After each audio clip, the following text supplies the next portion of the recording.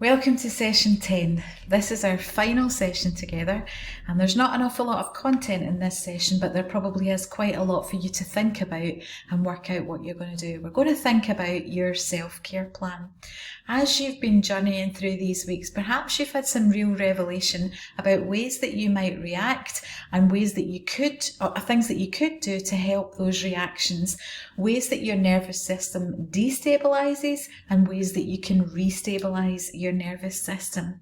I hope that it's been informative, and I hope that you've actually started to find really practical ways to manage some of the symptoms or the triggers that go with stress responses or with responses to particularly traumatic events.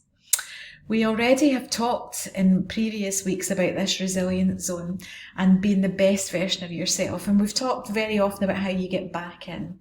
What we want to also think about is how you widen that zone, and we've touched on that already, but we want to finish there and think about how are you widening that resilient zone. What do you need to do to get your resilient zone as wide as it can possibly be so that you can stay in it more of the time? That really boils down to something called your self-care plan, which is what we're going to look at today. So take a look with me at this. Here's some questions for you to think about in terms of a self-care plan for yourself. And you might want to talk this through with the person that you're working with, or you might even want to start to jot some stuff down, or you might do that together with them so that you've got something that you really can lean into and work with that will help to manage those symptoms and triggers and keep you the best version of you. So, what are you doing to widen your resilient zone? Maybe you have never thought of that before.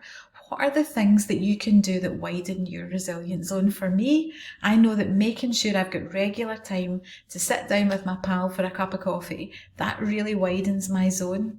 If I don't do that for a long time, then I actually start to feel quite disconnected from people, and that's not long before I disconnect from myself and everything else seems much worse. My resilient zone gets very narrow and I can find myself bumped out much oftener than not. So what is it that does it for you?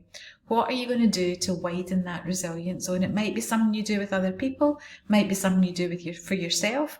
It might be something you start, it might be something that you stop, it might be something that you do just now that you need to invest more time in.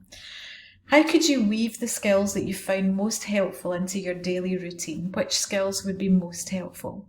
Not every skill is helpful for everybody, and some of the skills, as we start to lean into them, we tweak a little because when we tweak them, they're actually very personal for us. So, which of the skills have you found most helpful? Grounding, resourcing, gesturing, the help now skills, the shift and stay? What have you found most helpful, and which ones could you weave into a regular practice, even practice them when you don't need them, so that when you do need them, they actually just come as second nature?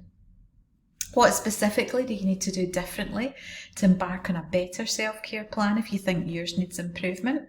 Maybe again you've got to carve some time, or you've got to move things around. We only get the same amount of hours and minutes that all of us do in any given day, and how we use them is really, really important. So what are you going to do in order to embark on a better plan?